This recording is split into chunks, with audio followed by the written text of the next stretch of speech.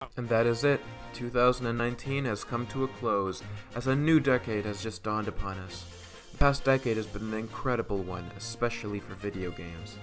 The past decade has brought us some very incredible games, and so I'd like to talk about and list my top 6 games of the last decade. This list was made using my own personal preferences in mind, mixed with what I believe were influential games that made changes for the better in their own respected series. With that set up, let's get into it. Starting off with Skyward Sword at number 6. I believe that this was an obvious one for me. The Legend of Zelda Skyward Sword is my personal favorite Zelda game. It has lovable characters, a phenomenal soundtrack, intricate and creative, yet expansive and thematic dungeons that serve as some of the best in the series. The ancient cistern with its water puzzles in an underground area very reminiscent of the biblical location of Hell. Seeing as a large influence and inspiration for the progression of the ancient cistern dungeon is actually based off of a Japanese short story called The Spider's Thread. This is a story about a vile man who has done no good deed in his life, other than choosing to spare a spider's life in hell. The spider in turn weaved a thread up to heaven, in which the man wanted to use it to escape the pits of hell. As he was climbing, other denizens of hell begun to climb up the thread, in which the main character shouts that the thread is his. The other people making an attempt to climb the thread cause the thread to snap, and each and every person making an attempt to climb it fell back down to hell. Seeing these kinds of influences in the dungeons of Skyward Sword make them particularly memorable. The Sand Ship is another creative and memorable dungeon in this game and the series as a whole, seeing as you make your way through a massive pirate ship in the attempts of getting to a chamber which contains a sacred flame to temper the goddess sword. A large criticism of this game is the motion controls and the linearity, but I have never minded the linearity too much, as I felt that there were certainly some vast and expansive areas for a Zelda game at the time, these namely being Faron Woods and the Lanayru Desert. Each area has a plethora of secrets to discover, and I enjoyed finding each and every one of them. The village of Skyloft also ended up becoming my favorite village in the Zelda series to date. Skyloft contains many secrets to be discovered, activities, shops, homes in which you can freely enter every single one of them. The distinct vibes between Skyloft during the daytime and Skyloft during the nighttime also provide an array of things to discover, especially since, despite the time of development and release, Aonuma and his team made each character breathe life into the world, giving them their own lives and not keeping them as static characters that stay in the same places during daytime and nighttime. The soundtrack for this game is simply phenomenal, and arguably amongst the best soundtracks for a Zelda game. Skyward Sword also boasts arguably the best and most story-heavy narrative for the whole Zelda series, with characters like Groose and his lackeys, Headmaster Gapura, Fi, and how could I forget, Skyward Sword's iteration of Zelda. Zelda in Skyward Sword is my absolute favorite iteration of her, stepping down as the princess and rather as Link's best friend since childhood, providing a closer, more human connection between the two. This makes you intrinsically attached to her as a character, as she isn't a damsel in distress that just met Link. She has known him and considered him her best friend her entire life. That is inherently meaningful in the whole scope of the story. The many elements Skyward Sword excel in, and my ability to look over the few of its shortcomings, put it on this list as the 6th greatest game of the last decade.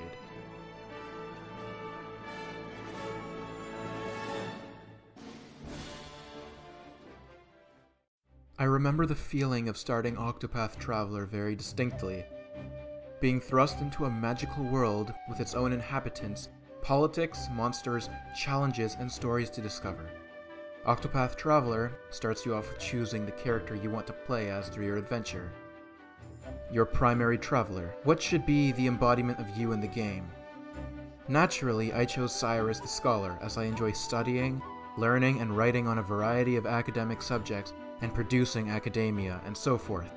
This game really immerses you in its world if you are willing to get lost in it, and the beautiful pixel art direction lends itself very well to fans of many RPGs from before the 2010 period, as each story is carefully unfolded and intrinsically progressed through with great writing for each of the 8 protagonists' main stories. When I began playing through the game, I was initially worried that each protagonist would blindly follow each other without uttering a word to one another, Travel Banter, a system where each traveler has a small discussion with the other travelers from time to time, put those worries away, has really breathed life into the game and in the grand scope of things. These are not characters with the unrealistic goal of appearing heroic in each story for the sake of doing so. Each of them have their own well thought out goals that they want to accomplish. And it never feels forced, as each character is distinct and unique. Each story is intertwined in some way, shape, or form, and it adds so much value to the lore in Octopath Traveler. The lore itself makes you interested in Orsterra as a continent, and invites you to discover more of its secrets as each story progresses. It hooked me in a way that few games do nowadays, and made me interested in its characters, its lore, and made me a very big advocate for Octopath Traveler. The soundtrack is also noteworthy. Each protagonist has their own character theme, and they all convey what the character is all about through the rhythm, beats, and instruments used for each one of their themes. The gameplay is incredible from an RPG standpoint. There are a diverse amount of villages and towns, each with their own feeling and vibe. The battle system is amongst the best battle systems I've ever experienced with an RPG, and it allowed me to formulate any strategy between the party members on my team, as each traveler has their own distinct ability in battle called talents. These provide the ability to strategize in battle, beyond the typical rock, paper, scissors turn-based combat. Being released in 2018, Octopath Traveler isn't an RPG that Square Enix was afraid to experiment with, and it paid off in a bundle of great stories, an interesting, overarching story, plentiful lore, deep characters, an incredible soundtrack, and fantastic gameplay. This is why Octopath Traveler is the 5th greatest game of the last decade.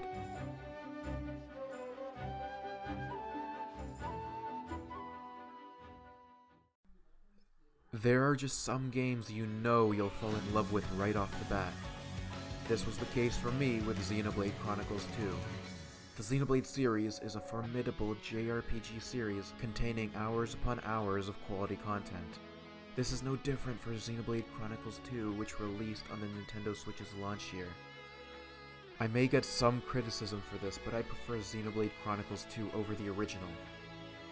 This game was one I was skeptical about ever since its reveal in the January 2017 Nintendo Switch presentation.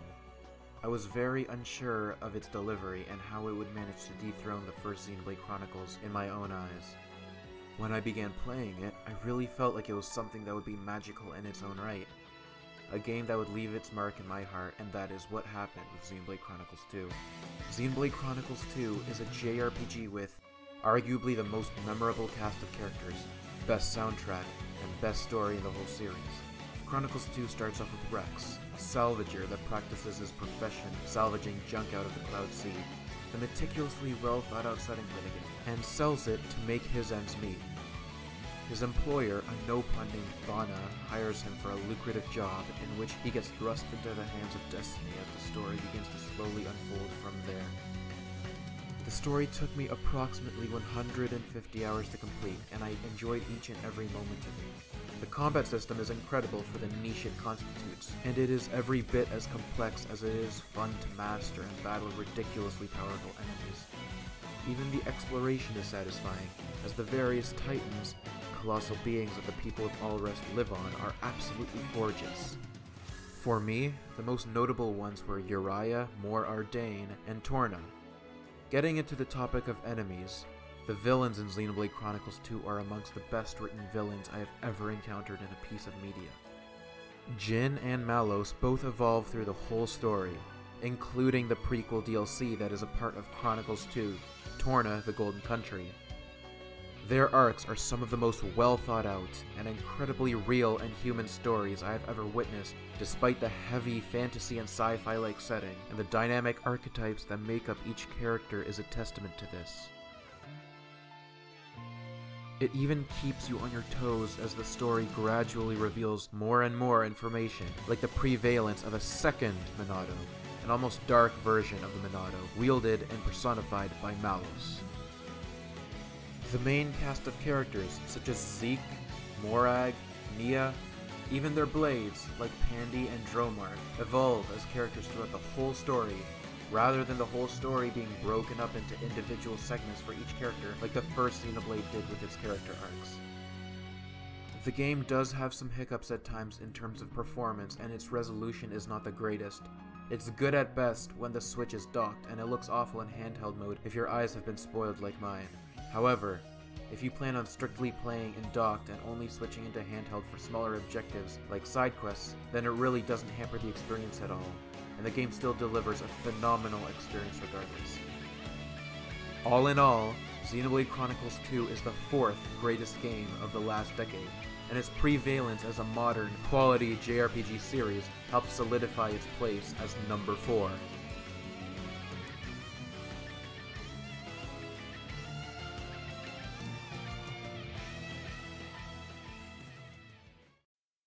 The Fire Emblem series was a series that was on the verge of collapse throughout its entire history following the release of Fire Emblem: The Mystery of the Emblem in 1994, and since then has had consequentially poor sales until the release of Fire Emblem Awakening, where until then it was up for cancellation unless Awakening succeeded as a game in comparison to its own predecessors with poor sales, likely bringing in net losses for Intelligent Systems and Nintendo.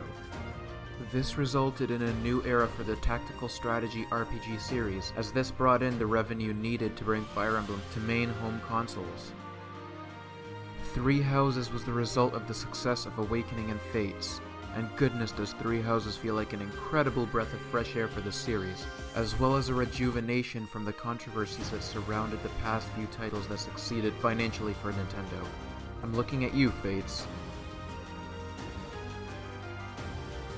Intelligent Systems is a bright and shining example of a game studio that refused to give up on its series, and is now bearing great fruit as a result of the success, effort, and talent that came from the developers of this game and everyone involved with its development. The story of Three Houses follows the conflict that goes on between the house you choose and the rest of the houses and other forces I will not mention for the sake of keeping the story fresh for people who have not experienced it yet. The house leaders are some of the best written characters I've ever encountered in a piece of media to date. Each have their own positive and negative qualities that make them human, but also clear-cut reasons for why they are the leaders of their own respective houses. There is Edelgard, the competitive and strong-willed heir to the position of Adrestian Empress. Claude, the witty, cunning noble born in the territory of the Leicester Alliance.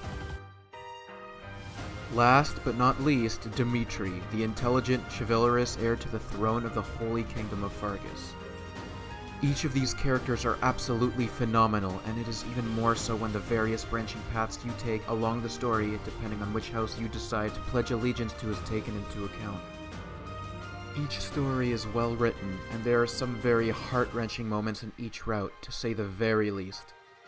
Each house leader has their own set of values that are reflected onto the story, and an even stronger force when experiencing the story alongside each house leader in their individual storylines and paths. My personal favorite being Dimitri Alexander Ablathid, as I could strongly relate to him in his own struggles in a very real sense.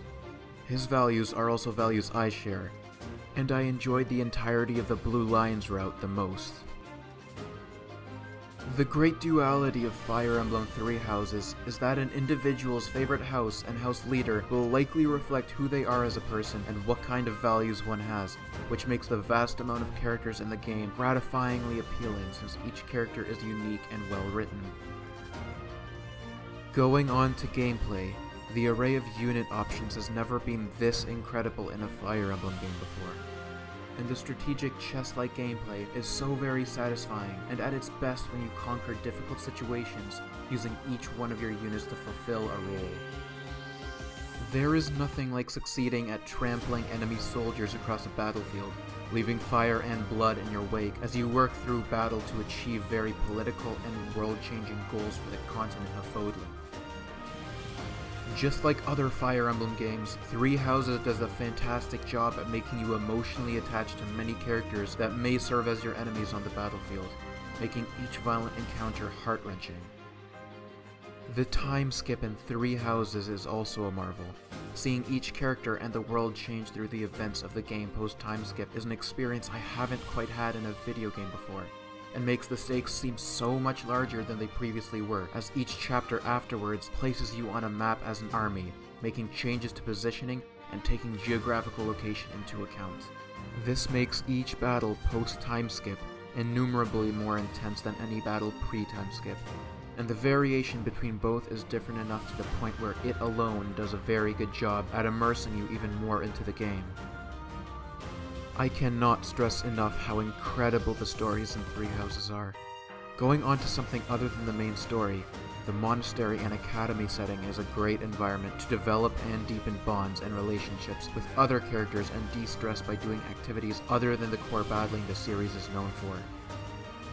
I haven't mentioned the astounding soundtrack, which always encapsulates the moods for each situation and scenario, and do compete with the soundtracks of Fates, Shadows of Valentia, and other Fire Emblem entries. The reason that Fire Emblem Three Houses earns number 3 on this list is because of its revival from the ashes, being an extremely niche series few played, to making a return to Nintendo home consoles and being amongst Nintendo's hardest hitting series in 2020.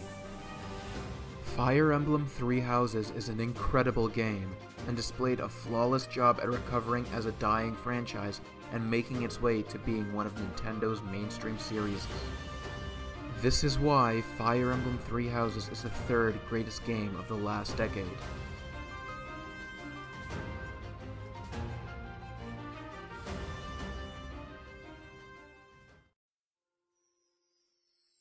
Breath of the Wild has the most immersive open world I have ever had the pleasure to explore. From the few opening hours spent on the Great Plateau on my first playthrough, I knew that The Legend of Zelda Breath of the Wild was going to end up being a revolutionizing force in terms of open world design. It is important to understand Eiji Aonuma's philosophy on why Hyrule is amongst the main characters in Breath of the Wild. Hyrule is a massive, and gorgeous, should I add, sandbox, where you are free to explore to your heart's content. Anywhere you see, you can go, and anything can react with anything else in your environment in very realistic yet exaggerated and creative ways. Flint can be sparked with wood to create a campfire. Raging fires create an updraft in which you can rise through the air with your paraglider. And using the Magnesis Rune to play and experiment with metal objects will often result in realistic reactions from what is played with. The entirety of Hyrule is also a living, breathing world. Insects and small animals fill the grass and trees, and they are perfectly intractable. You can catch them if you're sneaky enough. The world itself is filled with wildlife of all sorts that reacts realistically, and it is all game if you're talented enough at hunting, as some animals, such as deer, are very elusive and quick to escape if you let your presence be known. On the other hand, there are a handful of aggressive animals that wish to turn you into their next meal, such as bears and wolves. Even horses are native to the world of Hyrule, and you can try to tame each and every horse you come across. No other open-world video game comes as close as Breath of the Wild does to having seamless, near-perfect horse controls, and on top of that, they react as real horses would. If you are not on your horse, it flees combat. If you are not careful, you can easily get your horse, and very possibly yourself, killed. You can feed your horse food such as apples and carrots to build your bond with it, or provide bonus effects that serve as a boon to your horse. Each horse is unique and different, boasting different stats and color variations. All of this adds to the world, making it seem very seamless. The wind is also a delta variable that changes in the land of Hyrule. It affects your own ability to glide at certain speeds and in certain directions, and causes clouds, leaves, grass, and other flora and fauna to shift in that direction, reacting as expected to the wind. The very acrylic, cel-shaded art direction Breath of the Wild uses adds to the expressiveness to the world as well. And it is not only animals and insects that make part of Hyrule, it is also inhabited by many other travelers seeking to survive, and of course, monsters. Breath of the Wild boasts some recognizable staple enemies of the Zelda series, such as Bokoblins, Lizalfos, and Moblins. However, some monsters from earlier Zelda games make a comeback as well. Amongst these are Lynels and Hinoxes, which also serve as a lovely addition to the Zelda series in the form they've taken up in Breath of the Wild. Overworld bosses. These are basically powerful, boss-like enemies that show up and roam over the surface of Hyrule. and they breathe so much life into the game, especially since the enemy variety is a bit too shallow in Breath of the Wild. The overworld bosses help the enemies scattered around the Kingdom of Hyrule to not feel obsolete after you've beaten the main storyline. The villages and towns are absolutely beautiful and filled with characters carrying out their own life individually. People rush inside their homes during a thunderstorm, children play during sunny weather, and each person carries out their own individual lives, which make Hyrule feel that much more alive. Breath of the Wild's DLC content is also a welcome and nice addition to an already complete game, adding new outfits to be sought out, the Trial of the Sword, an extra dungeon, and a new side story. Despite the story being one of the weaker ones for the Zelda series, Breath of the Wild makes up for it with the phenomenally massive open world you are thrust into to explore. Playing Breath of the Wild for the past 3 years has been an absolute joy and really upped my standards and expectations for open world game design, seeing as it contains the most advanced physics engine out of any open world game released to date. Hyrule is brimming with life, and it really makes me excited for what's to come with the next Zelda game. This is why The Legend of Zelda: Breath of the Wild is the second greatest game of the last decade.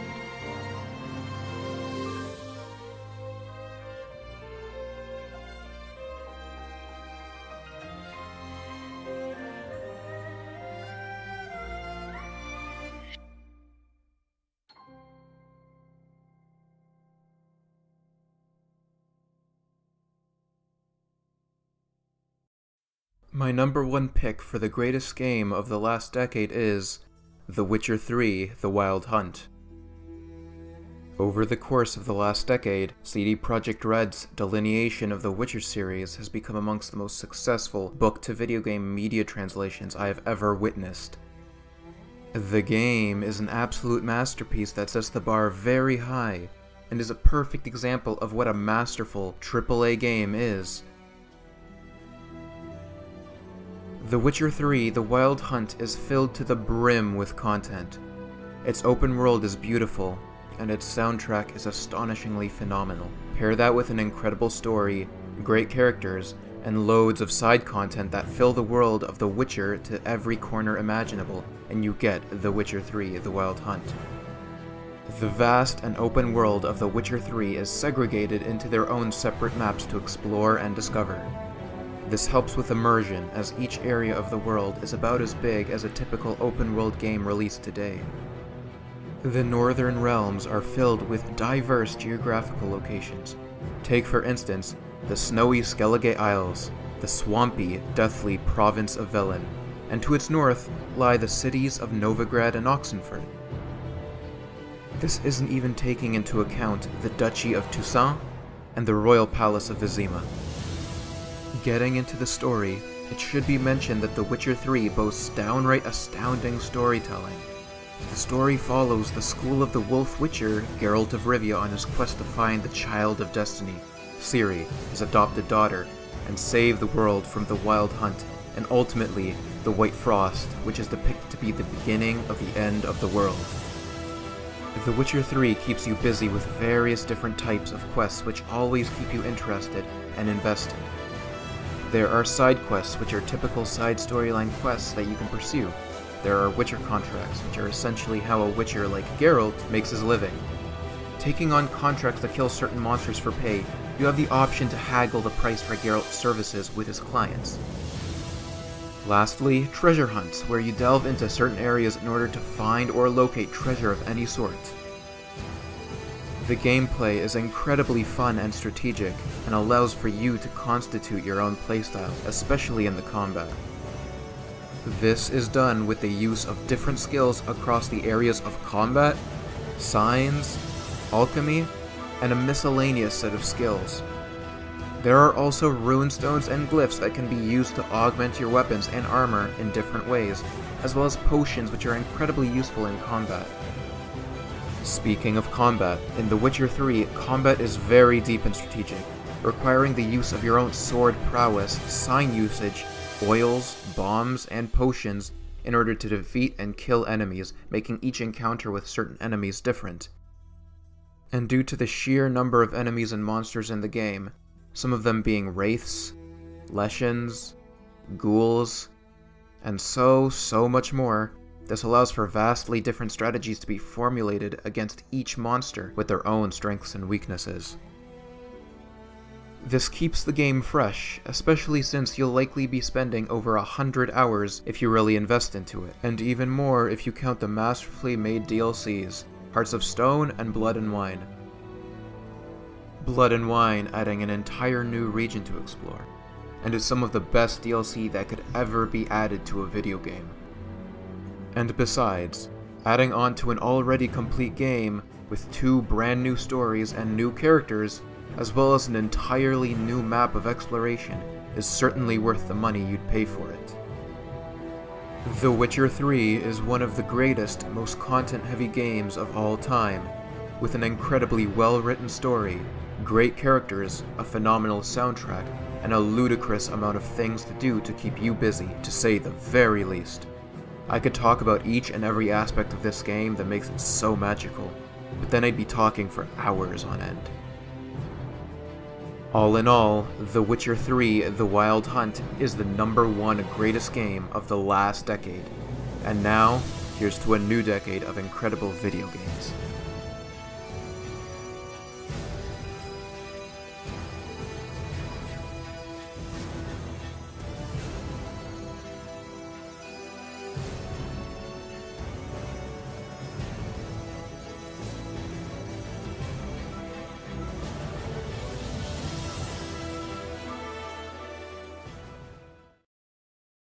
Thank you everyone so very much for watching my video. If you enjoyed, please like and subscribe. If you are interested in sharing your own personal list, let me know down in the comments below. Any comments are appreciated. And once again, thank you so much for watching my video. And for now, I will say farewell until the next video.